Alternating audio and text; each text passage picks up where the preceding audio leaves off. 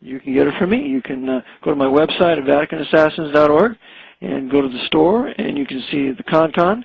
And the ConCon with the 626 slides has it all there, and it's designed for you to teach others because it's all captioned, and you don't have to know anything special, but there's all these pictures and very good quotes. That's great. Eric, did you have any more questions for Mr. Phelps? Not so much a question, but something that he might want to look into. I'm sure you have heard of the the Americans Warned of Jesuitism by John Claudius Petrot. No, I haven't. Have you heard of it?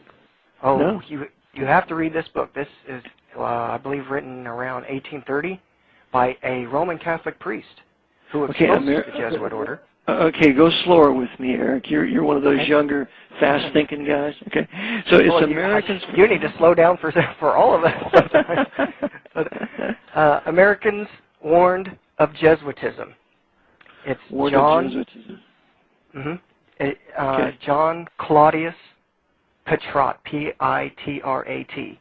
It's free for online on Google Books, and there is a chapter in there.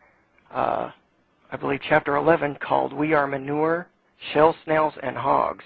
If you read this chapter, it is coming from a Jesuit spiritual exercise book written by Alphonse Rodriguez, which was written, he was one of the Jesuit founders.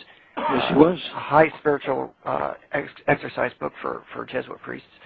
And in this chapter, you will see the similarities between what he is saying, the philosophy of what he is saying, to the Skull and Bones initiation ceremonies. Makes perfect sense. Perfect sense. He is saying that mankind is no good. We are. You look at all the herbs and plants; they all bear fruits and flowers, but our bodies only obscenities. They yield oil, wine, balm, and smell delightful, but our bodies are a sink of excrements and stench.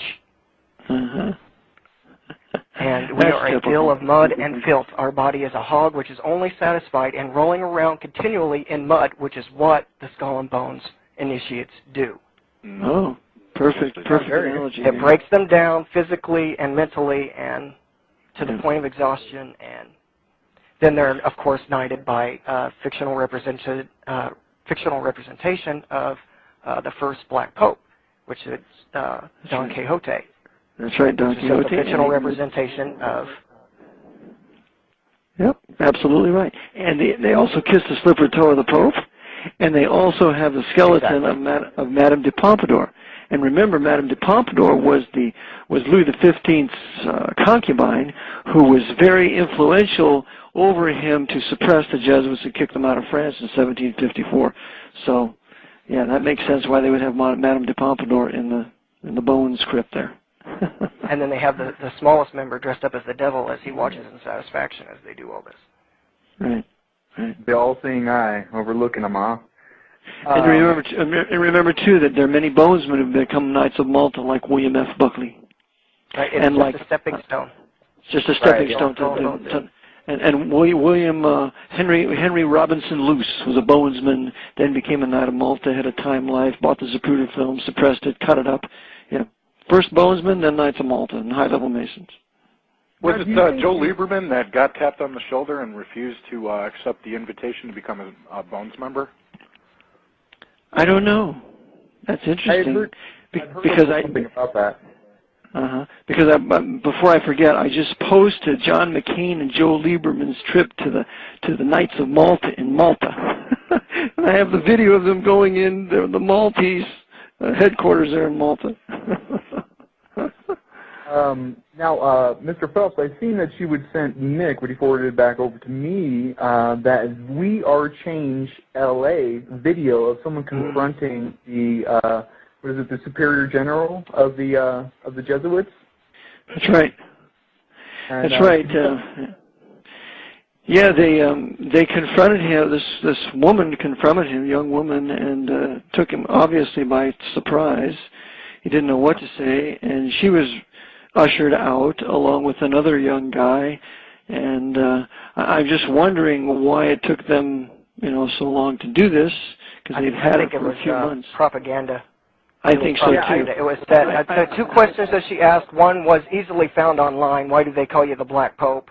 Right. And then the other one was the extreme oath of the Jesuits, which may actually stem from Knights of Columbus oath that appeared in a congressional race, Thomas J. Butler versus Eugene C. Bunnywell. But yeah, that's the one so they're approaching him with what could be very well propaganda, so it comes back and blows up in Jesuit researchers' faces, and they say, look, you know, this is, you believe all this bullcrap. And why is it that Alex Jones spoke about the Jesuits in the Vatican on Friday, on May the 22nd, and then the Black Pope was in town, and he doesn't even mention it? Yet We Are Change finds out about it, even though no mainstream media publication printed anything about him being there, which he appeared on the weekend before California decided on Proposition 8. Yeah, and so why would he go to California before he went to New York, Washington, or whatever? He came to California and went eastward and continued his tour. Ooh, eastward.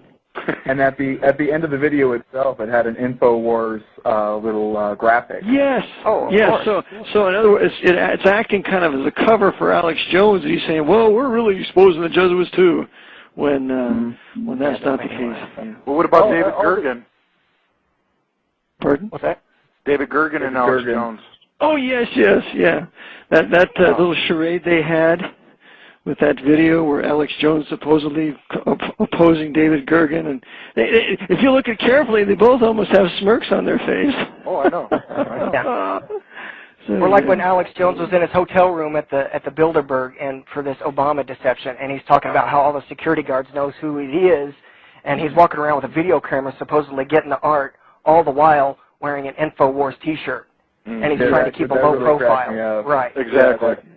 If you're trying to if you're trying to be a little clandestine, you know what I mean?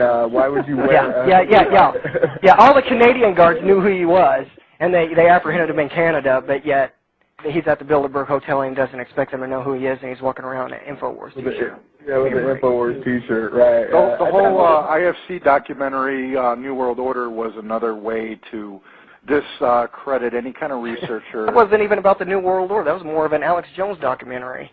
Yes. Yeah, it was about the kookery of the conspiracy world is really what I got, the underlying theme, or how they edited it, how the director put everything together. They really made, with that one scene where Alex Jones completely derails for like 20 seconds, which kind of makes me think about mind programming. He kind of broke his programming there for a second. I wonder if somebody's gotten to this guy, because he completely derailed like 2 seconds, blank there, and then he hops right back into it and goes into his little Hitler-esque rant. But yeah, that whole thing, everything we're presented with, as far as anything mainstream that has to do with dealing with these theories, is just a mockery. Right. Well, I'd like to show you guys some evidence that I have that I believe connects Alex Jones to the Archdiocese of L.A., Roger Mahony, which he's very friendly with the Jesuit cause, and it was no surprise when the Black Pope went to L.A. Yeah, if anybody has anything they want to send us, they can send it over to mysticpolitics@yahoo.com. They can go ahead and shoot us over there, and if we like what we see, and we like a lot, because we cover the full gamut here. We go from aliens to the CNP, so we get into a little bit of everything. So if we can throw it into a show, we will review it and we'll talk about it online, and probably even contact you back to call in regards to it as well. So yeah, definitely shoot us over anything. Sounds great. And you're talking about California there in Los Angeles. Remembering that Arnold Schwarzenegger, he is involved with the papacy. He is a Roman Catholic, of course, but his boss is the California Jesuit Provincial. Ah. Yeah, the California Jesuit Provincial runs California. He was the. Have you seen the where John Connor met Danny Bonaducci? Have you seen that video? This is a couple years back. But Alex Jones happened to have been in L.A. away from his show when this video was taken. Well, Danny Bonaducci's brother is the musical coordinator for Cardinal Roger Mahony, and his wife is Cardinal Roger Mahony's right-hand person, spokesperson, and executive assistant. And I believe her maiden name is Carlucci.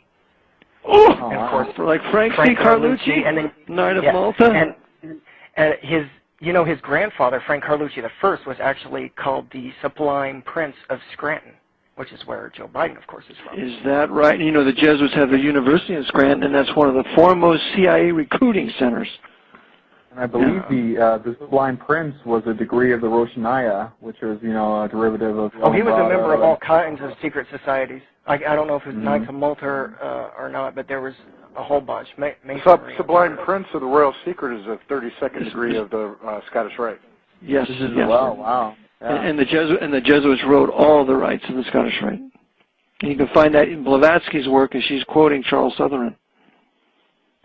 That's very interesting. Hey, Mr. Phelps, get back into that. I'm from California myself, and I never really tell us about how what was it? What was the role Jesuit? How the Jesuit runs the governor's program? Get back into that, because I'm going to take some notes on that subject.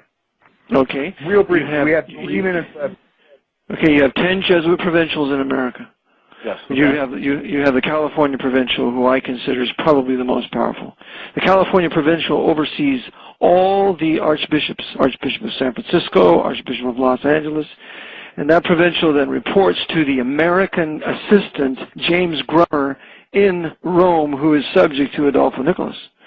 So the provincial oversees all the politics going on in California. He controlled Gray Davis, who was a Knight of Columbus, and he controls Schwarzenegger.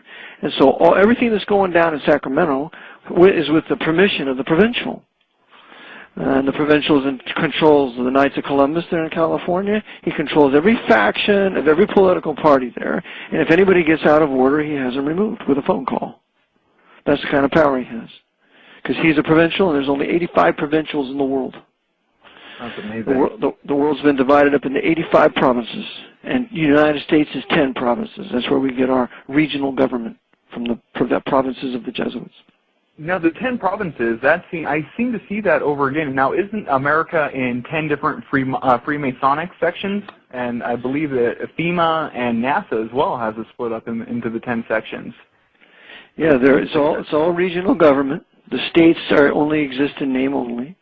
But the concept of dividing the country up into 10 regions is Jesuit, but we know that they use their invisible empire of Freemasonry to carry out their designs in government. Eric, you were going to get into Northcom when we talked about it before. Yeah, Northcom was created after 9/11. Northcom was run by James Jones, High Marine General, I believe. James Jones is connected with the Jesuits, so Northcom will be also from the Edmund A. Walsh School of Foreign Service at Georgetown, right? Yes, at Georgetown. So they will be the ones. They'll be the military arm enforcing what the SS, the Department of Homeland Security, wants in bringing those into the concentration camps that they want to incarcerate. Now, did you know that William Casey? Eric, we gotta catch it, man. This is. I want to thank you for calling in. We have reached the end of the show. 90 seconds left. So I want to thank you, Eric, for calling. That was great info. I'm gonna have to listen to the archive to get more of that info and look into a lot of those connections. And the same with you, Mr. Phelps. I'm gonna look into more of your stuff. I'm gonna pick up your book. And where do we get that again? It's www.vaticanassassins.org? .org, yes. And go to the store and you can just check what you want there. Okay, yeah, definitely. We're gonna. You also have a lot of Jesuit. You have a couple of Jesuit books which were kind of hidden, attached to Vatican Assassins as well, I've heard. So it's really a great resource for people to get into, and I recommend everybody pick it up because I want to know as much about you as the Jesuits, so I'm definitely going to be picking that up, picking up the PowerPoint and learning more. And I want to thank you very much for calling in. I'm going to use this show as a resource for myself in the future, as far as taking notes from the archive and researching what we've been talking about, because it was too much for me to keep up with, honestly. Well, I sure appreciate you having me, Everett, and you too, Nick, and you too, Eric. Thank you for the wonderful facts that you brought forward. Thank you very much. Hey, Eric, thank you very much for being on the show. We'll be in touch. And everybody should listen to our past interviews that I had with Eric John Phelps on Black Sheep Radio, which is on Blog Talk Radio /Black Sheep Radio, one word. Everybody, good night. We love you. We'll see you next week, Thursday, same time, same bat channel. Okay, good night. Thank you.